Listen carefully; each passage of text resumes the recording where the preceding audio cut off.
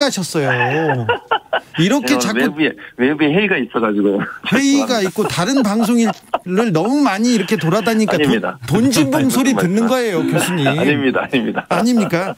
예, 아닙니다. 아무튼 이슈 티키타카를 애정하는 교수님이 오늘은 못 오셨습니다. 이원 생방송으로 가보겠습니다. 돈진봉 교수님 잘 계시죠? 예, 저 잘 있습니다. 잘 들리시죠? 잘 들립니다. 네. 화이자 백신 추가분 들어왔습니다. 이제 어느 정도 백신은 물량은 좀 확보한 것 같은데요.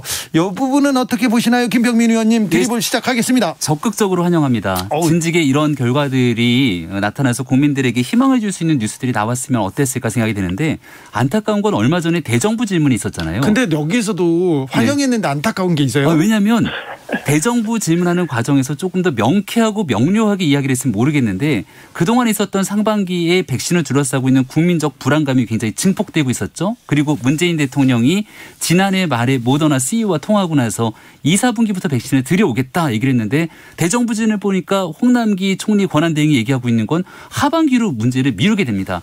그러니 국민들이 보기에 정부가 얘기하고 있는 백신 공급 약속을 믿지 못하게 되는 것이죠.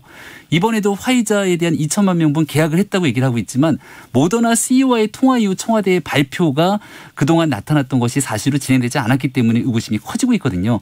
여기에 대해서 조금 더 국민께 신뢰를 주기 위한 공감대를 형성할 수 있도록 문재인 정부 그리고 더불어민주당이 더 적극적인 노력에 나섰으면 좋겠다는 말씀드립니다. 교수님.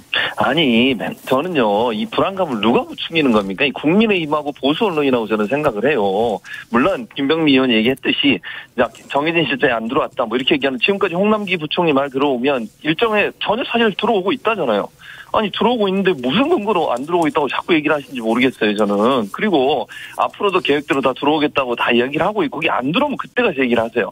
근데 아니 자꾸 이렇게 불안감을 부추기면 누구를 위해서 도움이 되는지 저는 잘 모르겠습니다. 백신에 대한 불안감을 부추기면 국민의 안전을 가지고 정치적으로 이용한다는 비판을 면하기 어렵다고 저는 봐요. 그리고 이게 열심히 해서 백신을 좀 수급했으면 잘했다고 칭찬해 줘야지. 날짜에 안 맞춰져 왔다고 이렇게 비판을 하시면 지금 상황에서 마찬가지잖아요. 날짜에 안 맞춰 들어오는 것은 백신 수급이 여러 가지 상황에 부딪히다 보면 하루 이틀 좀 늦어질 수는 있겠죠. 그러나 분기마다 들어오겠다고 약속된 물량들은 계속 들어오고 있으니 거기에 대해서는 너무 정치적 해석을 하지 말고 국민의 안전을 위해서 좀 적극적으로 협조하는 모습을 국민의힘이 보여줬으면 좋겠습니다. 네. 교수님 천천히 하셔도 됩니다. 그렇습니까? 어디서 거기서 전화기 잡고 랩하는 거 보면 지나가는 분들이 정신이 있나 이렇게 걱정할 수도 있어요. 알겠습니다. 자, 김병민 의원님. 백신 민간 외교 하면서 이재용 부회장을 사면해서 백신을 확보하자 이 부분은 어떻게 생각하세요? 일단 이 얘기 전에 반론 하나 하고 넘어가야 되는데 해야 되겠어요? 그럼 꼭 해야 됩니다. 꼭 해야 되겠어요? 왜냐하면 우리가 지금 고개를 들어서 전 세계 상황을 보십시오. 이스라엘을 비롯해서 서구 유럽에 그리고 미국의 나라들이 백신 접종 현황이 어떻고 대한민국이 현재까지 백신 접종에 관련된 내용들이 어떤지 좀 늦죠? 굉장히 많이 늦고 지난해 김어준 씨가 진행하고 있는 방송에 출연했던 김오란 교수와의 이 화이자 백신이 필요한가 등에 대한 논쟁들 아마 뉴스를 통해 다 접하셨을 거고 기억하실 겁니다. 우리가 지난해 여름에서 가을을 넘어가는 시점에 각국 정상들이 백신을 확보하기 위해서 무수히 노력을 하고 있었던 그 순간 문재인 정부가 다른 국가 못지않게 대한민국의 외교력을 그때는 외교력이 중요할 때도 아닙니다. 선제적으로 나서서 백신을 확보하기 위한 노력이 있었더라면 지금 현재 이제 막 2, 4분기를 지나고 있는 상황인데요. 충분하게 백신 접종 속도가 빠르게 진행되면서 소상공인 자영업자들이 겪고 있는 고통과 어려움 이겨낼 수 있을 것이고 아스트라제네카 백신에 대한 불안감이 커지고 있는 상황에서 이런 내용 없이 화이자 모더나 백신 등에 대한 국내 공급들이 확실히 이루어졌을 건데 이게 안 되고 있다가 지금 완전히 백신이 망하게 되는 지점에서 2천만 명분 확보했다라고 하는 소식 때문에 아니 문재인 정부가 이렇게 잘하고 있는데 뭐가 문제인데 야당이 비판하는 거야 라고 얘기를 하시면 굉장히 답답하고요. 교수님. 그렇기 때문에 여기에 대해서 2천만 명분 확보 잘하셨는데 이것만 가지고 그동안의 문제점들을 다 덮으려고 하면 안 됩니다. 랩 2절 하셔야 되겠어요. 얘기를 해볼게요. 제가 작년에는요. 잘 아시는 거죠. 백신 같은 경우에 원래 백신은 6년 7년 정도 걸려 개발하는데 코로나 백신 같은 경우 급하게 개발한 임상시험제 임시로 허가를 받고 지금 백신을 맞고 있는 거잖아요. 근데 작년 겨울에만 해도요. 일반적으로 백신에 대한 안전성 문제에 우려들이 많이 있었어요. 우리나라뿐만 아니라 전 세계적으로. 왜냐하면 한 번도 맞아보지 않은 백신이었고 그러다 보니까 이게 괜찮을까에 대한 우려가 분명히 있어. 국민의힘도 그때 우려에 대해서 얘기한 적도 있어요. 그러니까 작년의 상황하고 지금 상황을 결과론적으로 이게 지금 백신이 없다. 그럼 비판할 수 있는데 작년에 빨리 안 했다고 하는 것을 문제 삼는 건 저는 바람직하지 않다고 생각해요. 그 당시에는 모두 다 백신에 대해서 안전성에서 의문을 갖고 있었고 이제 미국이나 유럽 같은 데는 워낙 확진자들이 많이 나오다 보니까 그건 어쩔 수 없이 백신을 빨리 도입할 수밖에 없는 상황이었고 우리 같은 경우에는 방역이 어느 정도 잘 되고 있었기 때문에 안전성이 어느 정도 확보되고 나면 들어오려는 계획을 갖고 있었어요. 물론 결과론적으로 제가 말씀드리지만 지금 상황에서 백신이 더 많이 들어온 게 좋죠. 저는 동의합니다. 거기에 대해서. 그러나 그게 늦어졌다고 해서 백신을 실패했다 이렇게 얘기하는 것은 너무 단정적으로 보는 거라고 저는 생각을 해요. 김병민 의원. 네네. 교수님 예. 전화로도 말 잘하네요. 아, 네. 아주 옆에 앉아 있는 것 같은 느낌입니다. 그렇죠. 이건희 이재용 부회장과 코로나 백신과의 함수관계에 대해서는 어떻게 보시는지 김병민 의원. 짧게. 대기업 오너들의 구속 이후에는 항상 경제적 위기 문제랑 사면 문제가 같이 대깔꼬마니처럼 맞아 들어가게 되는데 여기에 대해서는 사법적인 문제에 대해서 조금 분리해서 생각할 필요는 있다라는 게 제 개인적인 생각입니다. 다만 이재용 부회장이 지난 우리 일본과의 관계 속에서 무역 수출 규제가 굉장히 문제가 심각했을 때 제일 먼저 갔던 게 이재용 부회장의 그 경제적인 역할이고 또 과거에 있었던 평창 동계올림픽을 위한 이건희 회장 등에 대한 역할들을 고민하게 된다면 국제사회 속에서 반도체 분쟁, 반도체 전쟁으로 지금 미국과 중국 간의 갈등이 고조되고 있는 상황 속에서 대한민국이 백신을 관련된 경제적 카드로 쓸 수 있는 여러 가지 여건들이 조성되어 있는 것도 사실입니다. 여기에 대해서 뭐 안타까운 일이지만 무튼 이재용 부회장이 만약 구속되어 있지 않는 상황이었다면 훨씬 더 적극적인 외교가 가능했을 텐데 이런 측면에서는 아쉬움이 좀 남는 대목이 있습니다. 교수님. 예, 우리 김병민 의원이 애매하게 눌러서 말씀하셨는데 저도 기본적으로 김병민 의원의 말에 기본적으로 동의해요. 김병민 의원도 제 마음으로 동의할 거라고 생각해요. 아마 이제 국민의 입장에서 얘기하다 보면 그런 것 같은데 물론 이재용 부회장이 우리 사회에 미치는 영향이나 경제에 미치는 영향이 있기 때문에 사면을 논의는 할 수는 있다고 봐요. 근데 저는 좀 시기적으로 백신 문제와 연결하는 것은 너무 이건 말이 안 된다고 생각하거든요. 왜냐하면 이재용 부회장이 물론 밖에 나와서 지금 백신에 대해서 열심히 노력하고 그 힘을 보탤 수는 있겠죠. 그런데 백신이라고 하는 것은 국가와 국가 간의 계약이든 아니면 국가가 어떤 회사와의 계약을 하는 거잖아요. 물론 옆에서 사이드로 도와주실 수는 있겠지만 이재용 부회장이 나왔으면 백신이 공급됐을 거다, 더 많이 확보됐을 거다 이렇게 단정적으로 연결하는 것은 저는 바람직하지 않다고 생각해요. 그리고 업계나 정경련 이런 데서 이런 거 가지고 자꾸 얘기를 하시면요. 국민들이 볼 때는 따가운 시선이 있을 거라고 저는 보거든요. 이건 전혀 다른 차원을 접근해야 된다. 백신 문제는 백신 문제이고 이재용 부회장의 사면 문제는 논의는 할 수 있지만 그게 백신이 필요하니까 지금 당장 사면에서 이재용 부회장이 가면 백신이 많이 공급될 거다. 이렇게 얘기하는 논리는 저는 타당하지 않다고 봅니다. 4716님께서 김병민 의원님 지금 백신이 없어서 주사를 못 맞고 있나요? 물어봤고요. 9225님께서 백신 좀 빨리 들여온 나라들 코로나 잡혔습니까? 이렇게 얘기도 하는데 백신 문제는 여기까지 할까요? 좀 더 해야 될까요? 한마디만 하세요. 네. 예, 지금 백신이 없기 때문에 접종 속도가 나지 않는 건 사실입니다. 백신이 조금 더 일찍 안정적인 백신이 도입됐다면 지금 경찰관 내에서 아스트라제네카 백신을 젊은 층에 맞아야 되는지 말아야 되는지 이런 등에 대한 논란들은 최대한 다 줄일 수가 있었을 거라 사실 생각되고요. 그런데 언론에서 아스트라제네카 백신에 대한 위험성 너무 조금 불안감 증폭한 측면이 좀 있죠. 언론은 정부가 가지고 있는 여러 가지 일방적인 그 정권에 대한 활동에 대해서 견제해야 될 책무가 있다고 생각을 합니다. 여기에 대해서 언론이 아스트라제네카에 대한 과도한 그 불안감을 증폭시켰다기보다는 전 세계적으로 왜 이스라엘 같은 국가에서는 아스트라제네카 백신을 실질적으로 환불 조치를 하려고 하는 건지 미국 내에서는 화이자 모더나 백신을 자국 내 국민들에게 맞추고 나머지 제3의 국가들에게 제공하는 백신으로 아스트라제네카 백신들을 제공하려고 하는지들을 보게 된다면 저는 국민들이 갖고 있을 수 있는 우려감들을 언론이 보도하고 있다고 생각합니다. 교수님. 아니 저는요 이건 전문가의 영역이라고 생각해요. 언론이든 정치인들이 자꾸 이 문제 가지고 아스트라제네카에 불안하다 이렇게 불안감을 조성하는 저는 맞지 않다고 생각합니다. 왜냐하면 영국은 이미 아스트라제네카 맞아서 거의 국민 50%가 맞고 있는 상황이에요. 그런데 뭐 물론 부작용이 전혀 없다 저는 그렇게 얘기하지 않겠습니다. 그럼 뭐 화이자나 모더나는 부작용이 전혀 없습니까? 0%입니까? 그런 확률은 거의 없다고 저는 생각해요. 정도의 차이는 있을 수 있겠죠. 그런데 많은 감염내과 전문의들이나 전문가들이 아스트라제네카 안전성도 확보됐다고 다 얘기하고 있고 전 세계 적으로 막고 있는 상황 아니겠습니까? 그런데 아스트라제네카만 특별히 문제가 있다고 자꾸 언론이 보도를 하고 부추기다 보니까 안 맞으려고 하잖아요. 그게 국민의 건강과 집단 면역에 무슨 도움이 되겠습니까? 저는요 이걸 정치적인 부분에서 얘기할 게 아니라 전문가들의 얘기를 들어야 된다 저는 그렇게 생각하고요. 아스트라제네카 우리나라 맞고도 물론 여러 가지 부작용을 호소하는 분들이 이쪽을 검사가 하고 있고 연관성을 찾고 있으니까 너무 이런 불안감을 부추기는 것은 저는 전혀 방역에 도움이 안 된다고 생각을 합니다. 가상화폐라는 거대한 물결에 대해서는 잠시 후 이슈 티키타카 2부에서 다루겠습니다. 저희들은 잠깐 쉬었다가 6시에 돌아옵니다.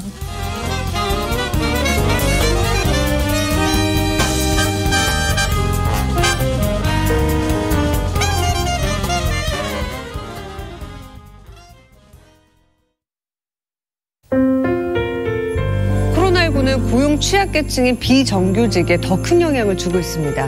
지난 1년 동안 비정규직 노동자 10명 중에 4명꼴로 KBS 라디오 연중기획 희망충전 대한민국 427번째 이야기. 안녕하세요. 아나운서 이현주입니다. 올해 8살이 된 태진이는 또래처럼 초등학교에 들어가지 못했습니다. 심한 지적장애 진단을 받고 치료센터에 다니고 있는 태진이. 엄마는 태진이가 치료를 받을수록 좋아지고 있다는 말을 들었습니다. 내년엔 학교에 갈 수 있을 거란 기대에 참 기뻤는데요. 코로나19가 그 기대를 빼앗아가고 말았습니다.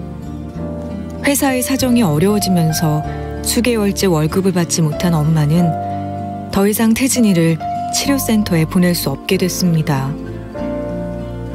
막막한 생계 앞에서 치료를 포기할 수밖에 없는 이 현실이 엄마는 너무 가혹하게 느껴집니다. 태진이와 엄마가 이대로 무너지지 않고 앞으로 나아갈 수 있도록 여러분이 손을 잡아주세요.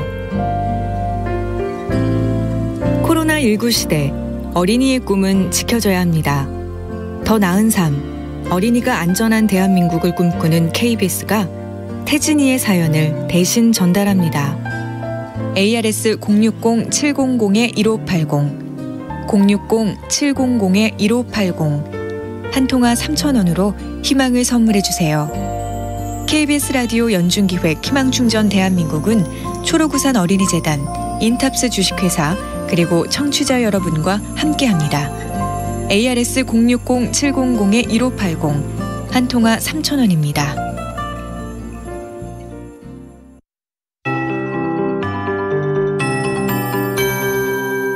KBS 58분 날씨.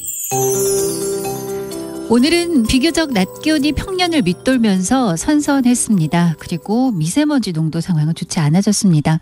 현재 일부 남부지방을 중심으로 미세먼지 주의보가 내려져 있는데요. 주로 대전이나 충북, 전북과 경북 지역으로 현재 미세먼지 주의보 내려져 있는 곳이 많은 상황입니다. 그나마 중부지방은 이 황사의 영향으로 나빴던 것이 조금은 나아졌고요. 점차 황사의 이동은 남동진하고 있기 때문에 오늘 밤 사이에 충청과 남부 내륙을 중심으로 나쁘겠고요. 인천과 경기 남부 전남은 밤에 일시적으로 나쁠 수 있겠습니다. 서울은 현재 좀 괜찮아진 곳이 많아 보입니다. 오늘 밤과 내일까지 이 미세먼지 농도의 영향을 받는 곳은 충청과 주로 남부 내륙 쪽이니까요. 내일까지 좀 주의를 하셔야 되겠습니다. 한편 건조주의보는 충청과 강원 일부에 여전히 남아있는 상황입니다. 오늘 밤사이 하늘에 구름은 많겠고요. 내일도 구름 많겠습니다. 다만 내일 오전에는 중부와 경북 북부에 비 소식이 들어있고요. 오후에는 그 밖에 강원과 남부지방 중심으로 소나기가, 또다시 내일 밤에는 서쪽 지역부터 비가 오기 시작해서 모레 금요일 새벽부터 오전 사이에 전국에 또 한 차례 비 예보가 들어있습니다. 비는 글피까지 간혹 이곳저곳으로 지나겠습니다. 지금 서울 기온은 17도입니다. 최영우였습니다.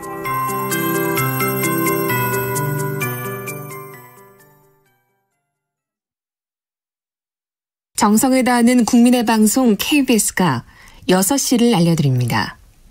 AM 711kHz, FM 97.3MHz, KBS 1라디오입니다. HLKA.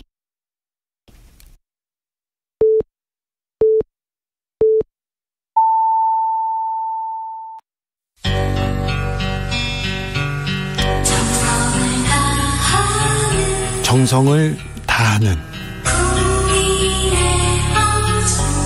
국민의 방송 KBS 주진우 라이브. 그냥 그렇다고요. 주진우 라이브 함께하고 계십니다. 라디오 정보센터 다녀올게요. 정한나 씨.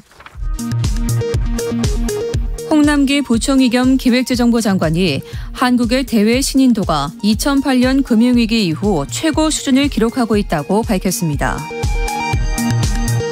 국제신용평가사 스탠더드앤드푸어스는 한국의 장기 국가신용등급을 종전등급인 AA로 유지키로 했다고 밝혔습니다. 서욱 국방부 장관이 코로나19 예방을 위한 격리 장병들의 부실 급식과 과잉 방역 논란에 대해 국회 국방위원회 전체회의 석상에서 공식적으로 사과했습니다.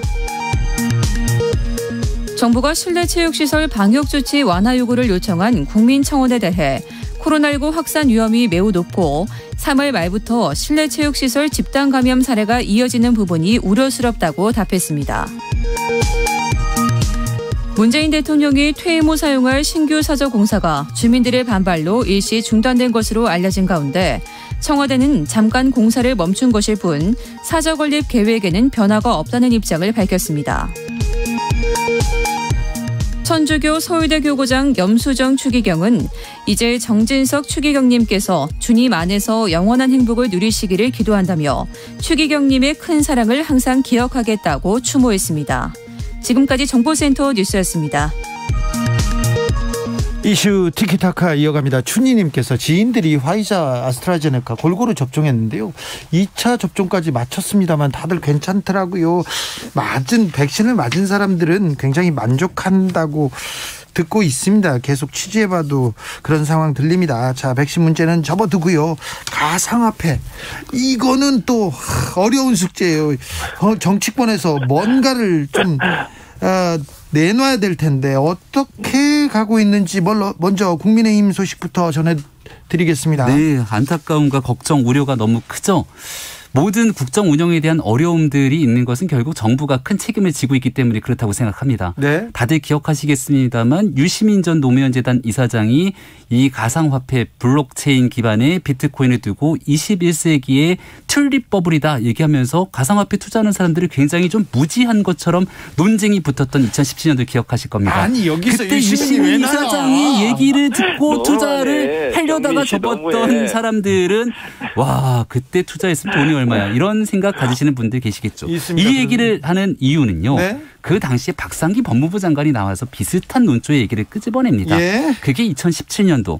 지금 우리는 2021년에 살고 있고 2017년도면 문재인 정부가 국민의 높은 지지를 바탕으로 무엇이든 이미 하고 싶은 대로 할 수 있었던 정도의 힘을 갖고 있을 때 2017, 2018, 2019, 2020 그 황금 같은 골든타임에 이 블록체인 기반의 가상화폐에 대해서 도대체 정부는 무엇을 했는가 한번 꼭 좀 물어보고 싶습니다. 교수님. 어쨌든 김병미 의원이 얘기했듯이 그 당시에 뭐 여러 가지 논란이 있었고 그런 부분들은 뭐 좀 부족한 면이 있었죠. 왜냐하면 가상화폐라는 게 처음 생기다 보니까 이걸 어떻게 관리를 해야 되는지 또 사회적으로 논란이 좀 있었고요. 그 당시에는. 요즘은 이제 어느 정도 안정이 됐는데 이제 문제는 아직까지도 정부나 여당이 명확하게 어떤 방향으로 가상화폐를 관리할지, 예컨대 이걸 세금을 어떤 방향으로 물리게 할지, 또 하나는 이걸 어느 부처에서 그러면 담당을 할지 하는 부분에 대한 명확한 기준이 안 세워져 있는 상황이에요. 예컨대 이게 화폐냐 아니면 자산이냐, 이 두 가지 논란도 지금 아직까지 진행되고 있기 때문에 저는 전문가들이 좀 더 함께 참여하고 정부도 좀 논의를 해서 이 가상화폐를 화폐로 볼 건지 자산으로 볼 건지 하는 부분에 명확한 기준을 먼저 세워야 된다고 생각을 하고요. 이게 이제 새로운 어떤 형태의 뭐 화폐라고 제가 단정적으로 얘기할 수는 없습니다만 어쨌든 자산이나 화폐 형태이기 때문에 이 부분에 대해서는 좀 전문가들이 함께 참여한 논의가 좀 있었으면 좋겠어요. 그래야 법적인 규제나 이런 부분도 제대로 만들고 또 만약에 이제 많이 하시는 분들이 많잖아요. 그분들이 피해를 당하지 않도록 하는 방안도 필요할 거라고 생각을 하고요. 그래서 이거는 국민의힘도 좀 머리를 맞대고 어떤 방향으로 가면 좋을지 국회에서도 논의가 됐으면 좋겠다 이런 생각이 듭니다. SYP님께서 가상화폐 왜 하게 된 건지 정부는 생각해야 된다 이렇게 지적하십니다. 양극화 불평등 문제 해소에 더 힘써야 됐는데 이 점에 대해서는 정부가 깊게 고민하고 새겨 들어야 합니다. 자, 예, 맞습니다. 국민의힘 사면 얘기는 어디로 갔나요? 박사면, 이사면, 전 대통령 사면은 어디로 갔나요? 얘기가? 사면 얘기를 일부 정치인들이 하긴 했습니다만 국민의힘의 공식 입장 아니다라고 주호영 원내대표를 비롯해서 많은 사람들이 선을 분명하게 걷고요. 저는 이런 생각이 듭니다. 진짜도 전직 대통령에 대한 사면을 원하는 사람들이 있다면 그러한 발언을 지금 할 수 있을까? 저는 이런 생각이 들어요. 그러면 사면이라는 건 네. 결국은 대통령의 고유 권한이고 문재인 대통령 사면 문제를 둘러싼 올 초 이낙연 대표가 사면을 살짝 언급했다가 그냥 뜨거라 하면서 뒤로 빠지지 않았습니까? 네. 그러면서 나왔던 건 사면은 국민적 보편적인 공감대가 형성될 때 가능하다. 네. 그럼 국민적 공감대가 형성되려면 과거에 있었던 탄핵과 두 전직 대통령 구속에 연결돼 있었던 수많은 정치인들이 뒤로 쭉 빠져주고 국민들께서 이 정도면 국가 통합을 위해 사면이 필요하다는 여론이 조성돼야 되는데 뭐가 문제냐는 방식으로 나와서 언급하는 순간 무슨 일이 일어나냐. 사면에 대한 국민적 공감대는 온데간데 없이 사라지고 정치적 공방송에서 지지층 결집을 위한 자기 정치하는 거 아니냐. 이런 메시지들이 나오기 때문에 하나 더 위험스럽습니다. 묻겠습니다. 네. 계엄령도 나왔고요. 탄핵 불복도 나왔고 김용판 의원도 등판했습니다. 요거는 또 어떻게 읽어야 됩니까? 여기는 이제 김무성 전 대표가 마포 포럼을 이끌면서 지난 서울시장 보궐선거에서도 굉장히 좀 다른 국면으로 이끌었던 측면들이 있죠. 김무성 전 대표가 시사저널과의 인터뷰 내용들을 쭉 읽어봤습니다. 근데 단락단락에서 뭔가 얘기들을 하게 되는데 별로 공감대를 형성하지 못하는 내용들도 많이 있었고 여기에서 방금 전에 말씀하셨던 계엄령 같은 경우는 본인이 들었다가 아니라 본인이 들었던 건 당시 있었던 김기춘 비서실장으로부터 탄핵은 100% 기각이다. 요거를 들었는 거를 이렇게 언급을 했던 것 같은데 그 뒤로 그러니까 계엄령 이렇게 맥락이 이어지는 건 본인 생각인 건지 누구한테 들었던 건지 얘기를 안 하고 있는 겁니다.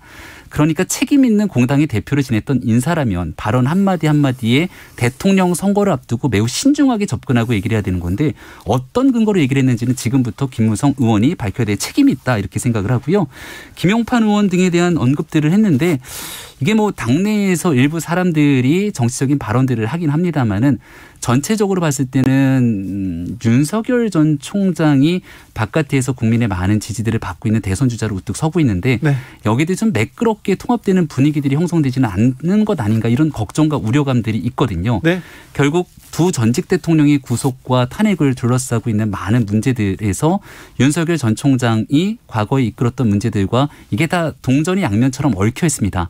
근데 국민들이 그럼에도 불구하고 국민뿐 아니라 TK를 비롯한 보수 진영의 지지자들이 윤석열 전 총장에 대한 대권 주자의 가능성을 높게 사는 이유는 과거 정치를 이제 좀 덮어두고 새로운 미래를 향하면서 다른 정치를 갔으면 좋겠다는 기대감들을 갖고 있는데 과거의 정치에 몸을 담았던 인사들이 앞다퉈서 다시 미래로 가는 정치 발언들을 과거로 돌리게 된다면 저는 정권 교체를 염망하는 국민들의 마음에 부응하지 못한다 이렇게 생각합니다. 그란님께서 김병민 의원이요. 분리하면요. 말이 느려져요. 얘기하면. 많아져 그리고 많아져요. 많아집니까? 그렇죠. 예. 아주 조리 깊게. 교수님 사면 예. 그리고 계엄령 탄핵 불복 김용판 의원의 등판까지 어떻게 보십니까? 악재죠, 악재. 국민의힘의 악재예요, 이거는. 이렇게 가면요. 너무 좋아하지 마세요. 서울, 부산 재보선 선거에 승리에 대한 어떤 도취됐다 이런 비판을 면키 어렵다고 저는 봅니다. 김병민 의원이 지금 얘기했잖아요. 저는 김병민 의원이 애들로 둘러서 얘기했는데 이렇게 하면 대선에 질 수도 있어요. 이런 식으로 하는 건 전혀 저는 맞지 않다고 봅니다. 사면도 국민적 공감대가 없는 상태에서 정치인들이 그러냐. 그 사면의 전제가 결국 또 탄핵에 부정하는 쪽으로 가고 있잖아요. 이렇게 하면 국민들이 얼마나 화가 나겠습니까? 그 추운 날 촛불 들고 광화문에 앉아서 얼마나 많이 외쳤습니까? 국정농단 사태에서. 그런데 그게 잘못했다고 얘기해버리면 그 국민들 다 잘못했다는 겁니까? 그런 식으로 얘기하면 안 되고 김무성 전 대표도 그래요. 아니 그리고 그게 사실이라면 얼마나 이게 엄청난 일입니까? 국민들을 뭘로 보고 그럼 촛불 들고 나온 분들이 계엄령 내려야 되는 이유가 그분들이 폭동으로 바뀐다는 거 아닙니까?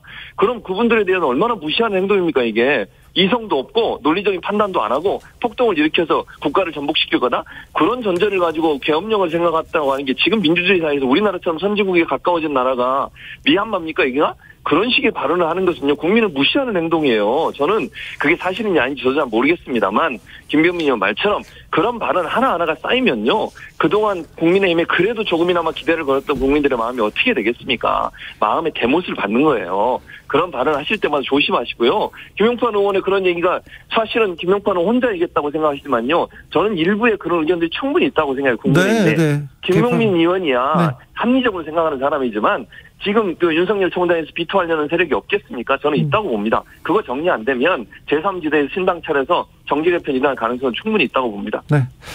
교수님 국민의힘에 대한 지나친 걱정, 너무 걱정하셔서 이거 좀 우려가 됩니다. 네. 알겠습니다. 국민의힘 잘할 거예요. 제가 조금 전에 가상화폐에 대해서 정부 대책이 전무했다고 비판하셨는데 국민의힘에서는 가상화폐 TF팀 출범했어요. 어떤 논의가 이루어지고 있습니까? 가상화폐에 대해서 저는 국민의힘 내에서도 많은 고민들이 있죠. 이것을 이제 투자자에 대한 보호부터 그리고 불법적인 문제까지 앞으로 있게 되는 사회적 구조적 갈등들을 해결하기 위한 노력들이 필요할 텐데요. 네. 사실은 이게 이제 지난 2017년부터 화두가 됐다고 제가 말씀을 드렸는데 대통령 직속으로 이 문제를 풀어내기 위한 위원회를 조금 더 일찍 만들었으면 어땠을까라고 하는 아쉬움이 남습니다. 지금도 늦지 않았으니까 한 개 부처에 소속된 게 아닙니다. 법무부부터 금융위, 기재부 등등이 있으니 여기에 대한 정부의 적극적인 대처를 요청합니다. 윤주맘님께서 최진봉 교수님은 분리하면 지나치게 웃어요. 말도 많이 빨라지고요. 말도 많고 빨라진 거는 평소에도 그렇습니다만 그렇습니다. 지나치게 웃습니다. 자, 마지막으로 하나 물어볼게요. 황교안 전 대표 진짜 등판하나요? 그 등판이 어떤 등판을 얘기하는 거죠? 여의도에 오고 당대표 나옵니까? 대선에 나옵니까? 지금으로서는 아무것도 알 수가 없는데 정치 행보를 하고 있는 것만큼은 분명해 보입니다. 분명하죠. 네. 그래서 당대표로 나오겠다, 대권에 출마하겠다 이런 얘기들은 없지만 사람들을 만나고 있는, 우리는 정치인의 입을 바라보지 말고 발을 바라보라 그러잖아요. 네. 입은 언제든지 바뀌니까. 네. 근데 발은 정확하거든요. 네. 여의도 와 있어요? 여의도에 와서 사람들을 만나는 행보를 보면 좀 발걸음들이 빨라지는 것 같은데 저는 지난 오세훈 서울시장의 당선에 대한 이 마음을 잘못 오독하는 분들이 꽤 있어요. 예? 정치인들 중에. 오세훈 서울시장이 지지율이 낮은 상태에서 정치적으로 어려움을 겪고 있다가 따라잡았죠. 그리고 지난번에 있었던 그 무상급식 논쟁 때문에 정치적으로 가능성이 없는 것 아니냐 생각할 수 있는데 어느 날 갑자기 서울시장을 우뚝 서니까 나도 한번 꿈을 꿔봐야지. 이런 생각하시는 분들이 있다면 이건 큰 오판입니다. 황교안 대표 꿈꾸면 안 됩니까? 오판이죠. 예, 정확한 오판이고요. 네. 국민이 갖고 있는 여망과 기대치가 4.7 보궐선거에 어떻게 나타날지를 확인하고 새롭게 변화하는 방향으로서의 기대감을 갖고 있는데 여기에 대해서 서로가 너도 나도 주연이 되려고 하지 말고 좀 뒤로 빠져서 조연의 역할로 정권 교체에 대한 밑거름이 될 수는 없는지. 나경원 전 원내대표는요? 나경원 원내대표는 아직 명확하게 선언하지 않았는데 전당대회의 당권 경쟁을 둘러싸고도 많은 일들이 있을 건데 저는 거듭 말씀드리지만 과거로 회귀하는 당권의 전당대회보다는 이런 거 하지 말고 미래를 향하는 대통령 선거를 위한 전당대회를 가야지만 국민의힘이 국민의 여망을 받아서 대선 승리의 기틀을 다질 수 있다고 생각합니다. 전광훈 목사와 태극기 부대는요? 지금 조용하지 않으신가요? 그러니까요. 전광훈 목사님은 사실 지난 국민의힘 출범 이후 비상대책위원회가 활동하는 기간 동안 어떤 연결고리도 갖지 못한 상태고요. 그리고 지난 기간 동안에도 마찬가지로 코로나라고 하는 여러 가지 어려움이 있었습니다만 광장에서 과격하거나 무리한 시위를 했던 국민의힘의 모습은 찾기 어려웠을 겁니다. 그리고 지난 원내에서도 윤희숙 의원의 5분 발언 등 비록 열세이지만 그 안에서 합리적인 국민의 목소리를 대변하기 노력해왔고 이런 기조를 그대로 이어서 대통령 선거까지 오직 국민의 목소리에 맞춰서 정권 교체에 나설 것임을 다시 한번 말씀드립니다. 오직 국민의 목소리만 듣겠다고 합니다. 교수님? 그러니까 그렇게 되기면 좋겠어요. 저는. 김병미 의원이 얘기했던 대로 되면 참 좋겠는데 저는 우려되는 건 그래요. 이번 당대표 선거에서도 예전에 사람들이 다시 나오고 예를 들면 주호영 원내대표라든지 나경원 전 원내대표 이런 분들이 당선되면 저는 희망이 좀 없어질 거라고 생각합니다. 개인적인 생각입니다. 물론 이것도. 근데 그런 식으로 가면 안 돼요. 김병미 의원 얘기했잖아요. 쇄신 그리고 새로운 인물 참신한 이런 모습 보여줘야 된다고 저는 보고요. 구시대 인물이 나와서는 제가 볼 때 상당히 어려워질 겁니다. 그리고 지금 얘기했던 여러 가지 황교안 전 대표도 그렇고요. 그다음에 정광훈 씨 문제도 그렇고 이런 문제가 다시 불거질 수 있다고 저는 봐요. 그래서 이번에 정말 당대표 선거에서 참신한 인물, 새로운 인물 이런 분들이 좀 전진 배치돼서 그런 쇄신된 모습으로 가지 않으면 또 이게 국민의힘 제가 또 걱정을 하고 있네요. 어쨌든 그러지 않으면 어려워진다. 저는 그래서 김병민 의원이 얘기했던 부분에 동의하고 김병민 의원도 좀 적극적으로 국민의힘에서 역할을 좀 했으면 좋겠어요. 개인적으로. 고맙습니다. 이슈 티키타카 여기서 마무리하겠습니다. 최진봉 교수님 그리고 김병민 비대위원님 오늘도 감사했습니다. 네, 고맙습니다. 감사합니다.